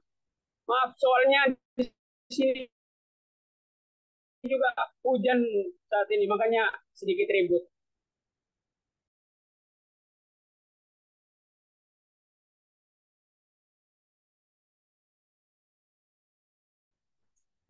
Baik, sedikit tambahan mungkin untuk pertanyaan dari Mas Supito tadi. Apa yang menjadi tantangan seorang guru dalam era VUCA dalam hal etika pendidikan dan solusi yang tepat untuk hal ini? Mungkin di era zaman yang semakin canggih ya, seperti era sekarang ini, menimbulkan banyak tantangan bagi seorang guru maupun tenaga pengajar lainnya dalam hal etika pendidikan. Seperti halnya dalam mengintegrasikan perkembangan teknologi, seperti menyesuaikan kurikulum, membuat menilai kinerja siswa, dan mengembangkan keterampilan lainnya. Mungkin ini yang menjadi sebuah tantangan di zaman yang semakin canggih di era VUCA seperti sekarang ini. Mungkin solusi yang dapat dilakukan guru untuk menghadapi tantangan ini bisa dilakukan dengan seperti mengikuti pelatihan berkelanjutan atau mengikuti pelatihan keterampilan teknologi. Lalu bisa juga memanfaatkan alat dan platform digital seperti belajar mandiri dari digital juga bisa menambah wawasan guru dalam mengembangkan metode mengikuti perkembangan zaman. Mungkin itu saja tambahan dari saya. Sekian, terima kasih.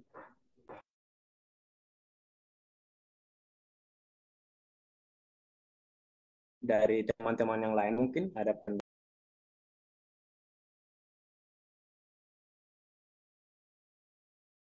Baik, mungkin bisa juga ya kita ingat kembali bahwa pentingnya literasi digital. Ya, itu juga dibahas di dalam alternatif solusi yang kami berikan untuk literasi digital. Pentingnya guru juga memahami digitalisasi di era VUCA gitu. Jadi ada cara pengajaran yang mungkin akan sedikit berbeda dalam kondisi VUCA ini sebagai seorang guru. Mungkin Mas Moderator ada yang bertanya, Arjo? Sepertinya banyak pertanyaan yang masuk ini. Sebentar saya bacakan dulu ya. Dan ada tadi, ini tanggapan dari Mas Andri. Terima kasih Mas Andri atas tanggapannya. Tidak apa-apa, kita di sini bukan mencari siapa yang salah, siapa yang benar, tapi kita belajar untuk mencari ilmu bersama.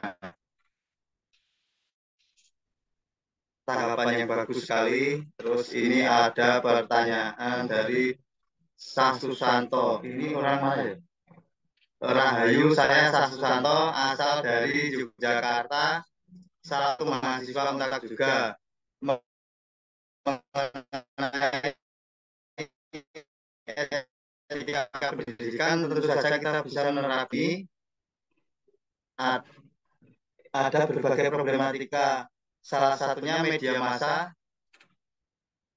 atau teknologi yang saya tanyakan adalah bagaimana etika dalam pendidikan,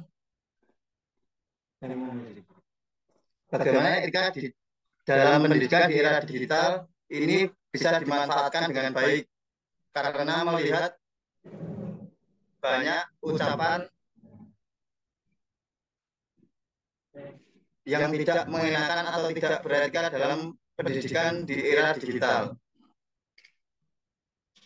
Mungkin bisa ditanggapi dari kelompok ini. Ada lagi kayaknya pertanyaan.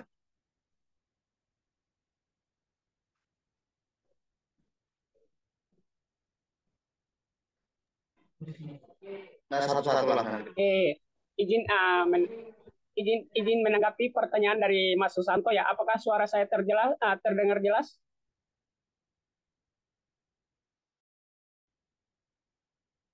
Halo teman-teman, apakah suara saya terdengar? Terdengar. Iya, terdengar jelas. Jadi seperti yang kita ketahui pada sebelum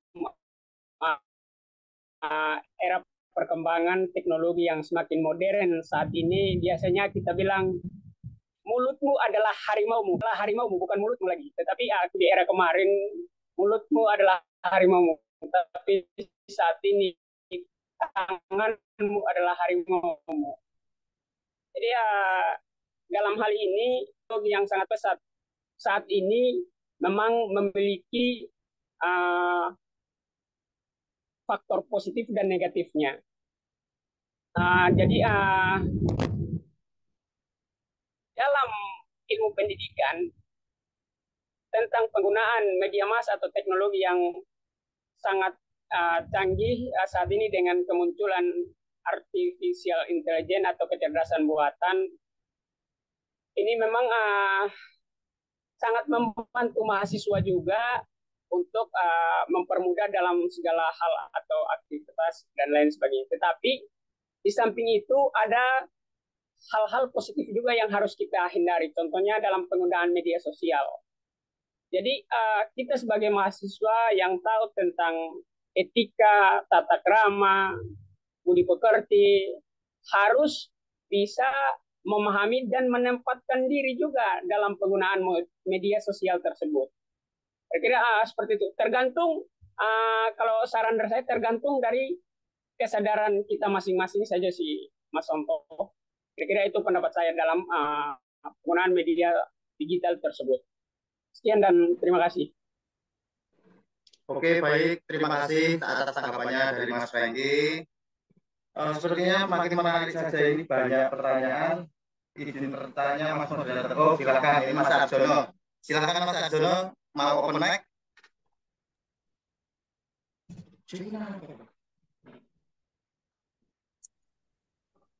Oke, selamat siang. Salam rahayu untuk kita semua.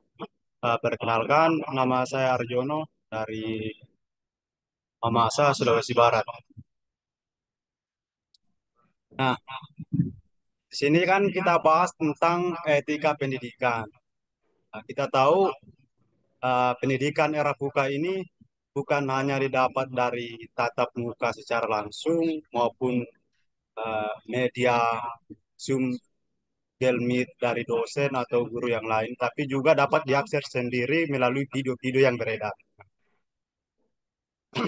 Pertanyaan saya, bagaimana respon kelompok 4 ya? Ya, bagaimana respon kelompok 4 terhadap pemuda-pemuda yang kita lihat banyak menyampaikan isi pikiran mereka, akan tetapi krisis etika. Udah kritis tapi krisis etika. Bagaimana tanggapannya? Terima kasih. Baik, terima kasih Mas Arjono atas pertanyaannya. Mungkin rekan-rekan dari kelompok bisa memberikan tanggapan atau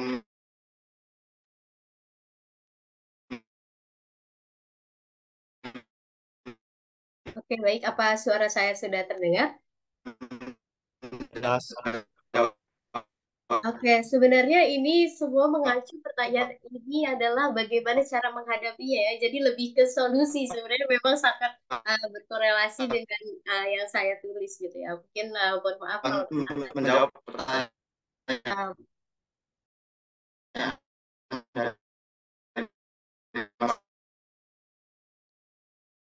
Apakah suara saya terdengar jelas ya? Sepertinya saya sedikit jelas Kak, jelas. Terdengar. Oke. Baik, jadi tadi ada pertanyaan dari Arjono, kemudian saya kaitkan juga nih ya, di sini ada pertanyaan dari Wisnu, bagaimana seorang guru penghayat ada metode tertentu atau model ajar sendiri dalam menanamkan kedewasaan spiritual. Jadi bagaimana caranya menghadapi era VUCA, coba tadi dari sisi bagaimana kita melihat kondisi generasi muda atau rekan-rekan kita yang sangat mudah kita lihat di sosial media menyampaikan kritis gagasannya, tapi juga memiliki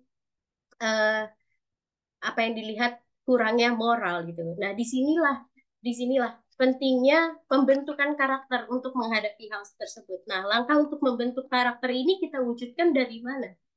Untuk mewujudkan karakter ini kita wujudkan dari manusianya. Nah, manusianya ini langkahnya dari apa? Dari pembelajaran misalkan. Kalau dari etika pendidikan pasti kita akan melihat solusi dari etika pendidikan. Dari pendidikan, sisi pendidikan yang akan kita perbaiki di mana. Nah, oleh karena itu, makanya di sini kita tahu bahwa kita mempunyai kurikulum Merdeka Belajar misalnya. Nah, di kurikulum Merdeka Belajar ini kan pembelajaran tadi ya, seperti yang disampaikan, tidak hanya dari guru, tidak hanya dari siswa saja, tapi ada justru guru atau dosen itu sebagai fasilitator gitu. Tapi kita juga punya kesempatan untuk belajar sendiri gitu. Tapi juga masih tetap memiliki kesempatan untuk belajar bersama dosen atau guru. Nah, jadi untuk menghadapi krisis moralnya itu sendiri, selain kritis dan krisis gitu kan, ya di sini pembentukan karakter yang harus dibentuk gitu untuk mewujudkan manusia yang bermoral. Nah, khususnya kalau kita mungkin di Indonesia yang moral keindonesiaan gitu, yang memahami perbedaan, yang memahami rasa tenggang rasa seperti yang disampaikan juga di pidato pembukaan ini oleh dosen kita bahwa mari kita jadikan pembelajaran ini dengan pengetahuan yang rasa ingin tahu yang tinggi dan menghargai perbedaan gitu. Jadi pentingnya untuk kita bisa membangunkan nilai-nilai berbudi pekerti luhur. Nah, inilah yang dimana kita lihat ajaran-ajaran nilai-nilai kepercayaan ini sebagai potensi dalam menghadapi krisis moral yang sedang terjadi. Nah, kemudian lanjut ke bagaimana guru penghayat. Nah, sebenarnya di sini juga kita bisa bertanya kepada penyuluh yang lain ya, karena di sini ada penyuluh dari kepercayaan sendiri, Saudara Andri, juga itu adalah seorang penyuluh gitu. Atau mungkin di sini ada guru-guru pengajar di sekolah lain yang bisa berbagi bagaimana proses pembelajaran untuk menanamkan kedewasaan spiritual.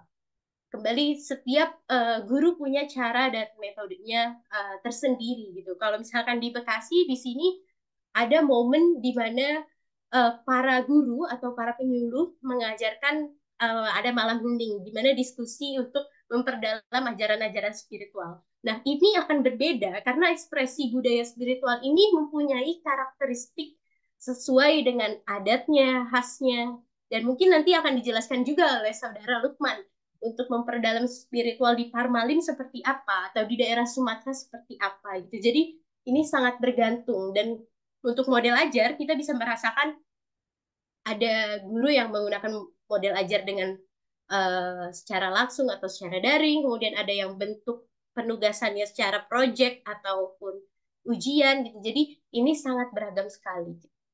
Menarik sekali ya semua pertanyaannya. Mungkin silakan yang lain ada yang ingin menanggapi. Semoga bisa terjawab ya rekan-rekan, teman-teman semuanya. Ini saya ada tanggapan dari Mas Susanto. Terima kasih atas tanggapannya. Mengingat kita juga harus menghadapi perubahan dan juga perkembangan yang serba ini. Mantap. Oke, kita harus tetap semangat dan harus mengikuti perkembangan zaman yang ada. Maaf terjadi kendala jaringan ya saya. Terima kasih tadi pertanyaan yang menarik dari Mas Arjono dan jawaban yang menarik juga dari Mas Arjono. Sampai mana tadi? Ada lagi pertanyaan? Cukup Mas waktu. Waktu. Sebenarnya ada Mbak Evita, silakan. Bukan dari Mas Wisnu, itu di kolom chat. Mungkin terakhir untuk sesi terakhir bisa dijawab dari pemateri.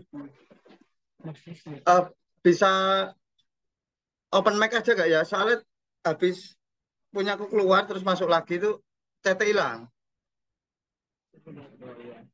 Tadi pertanyaan Mas Wisnu ini tentang guru penghayat metode atau model ajar, apa yang bisa menanamkan kedewasaan spiritual. Nah, tadi sebenarnya sudah dijawab Mbak Evita, mungkin maksudnya jawaban dari yang lain gitu ya?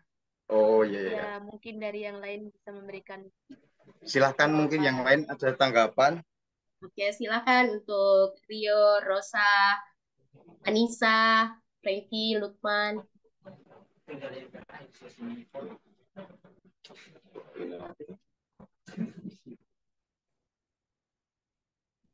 Mungkin Mas Lukman ya, yang dari Sumatera, gimana kira-kira kalau kegiatan spiritual di daerah Sumatera atau di Parmalin?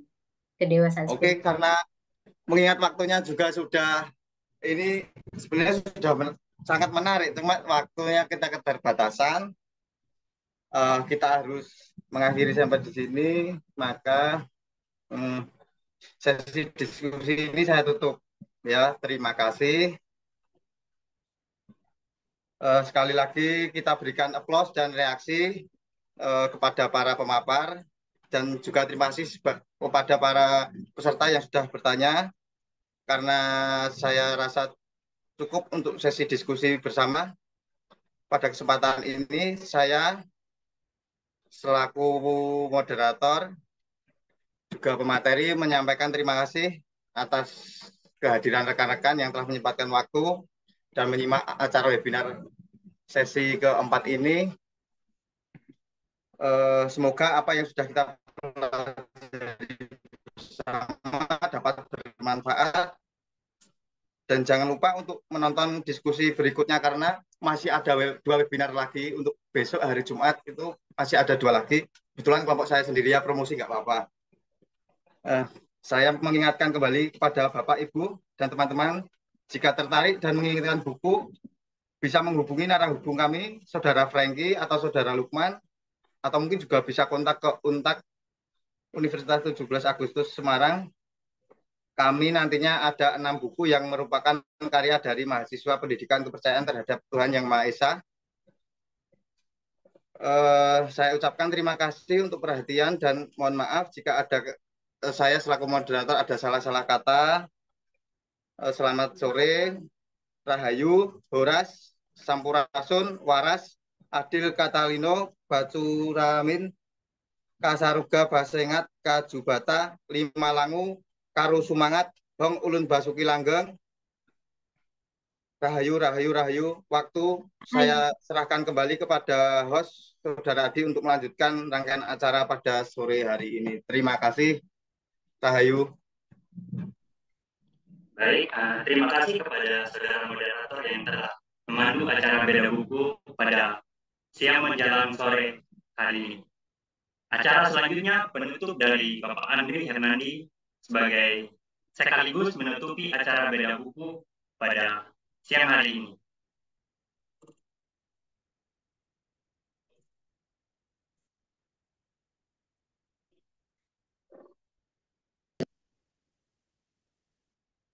Rahayu, Horas, Sampurasun, Waras, Adil Katalino, Bacu Ramin, Kasaruga, Basengat, Kajubata, Limalangu, Puruk Sumangga, Hong Ulung Basuki Langgeng.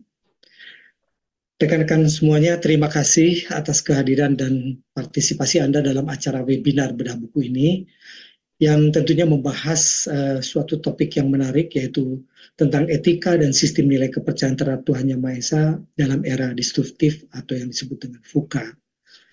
Kami sangat mengapresiasi waktu dan pemikiran yang telah Anda sumbangkan untuk menjadikan diskusi dan buku ini menjadi lebih berharga.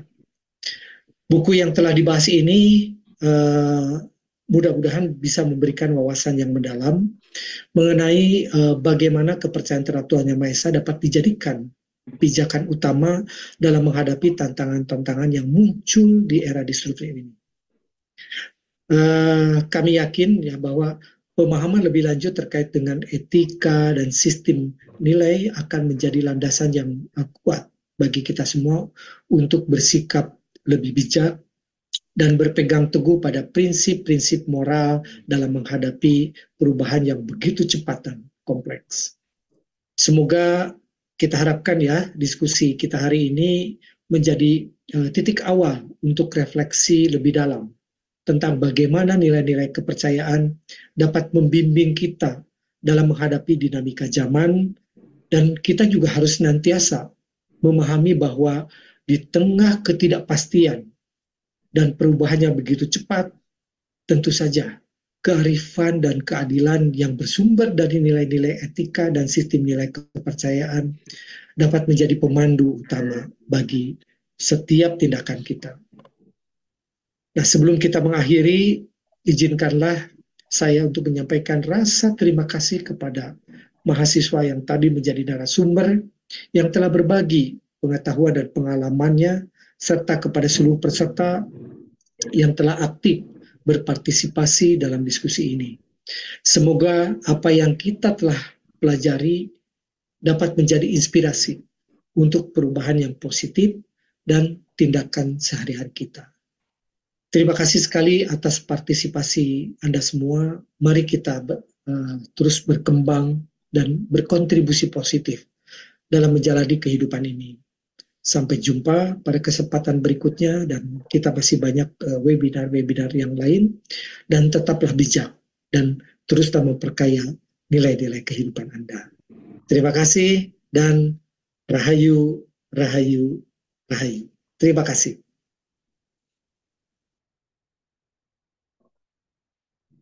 Demikian acara webinar pada siang hari ini. Saya sebagai host, mohon maaf apabila ada kata-kata yang kurang berkenan di hati Bapak Ibu dan teman-teman semua. Saya akhiri dengan salam rahayu, horas maju-wajua, tabipun sampurasun waras adil katalinyo, baru camin kasuruga, basenggat kajubata, maringa malala, limalangu, siwangko, tabea, kursumanga, sansiote, dormon, wah, wah, wah. Tabe salamat natalai, salam saujud, karendem, malempang. Saya akhiri dengan salam rahayu, selamat siang, terima kasih.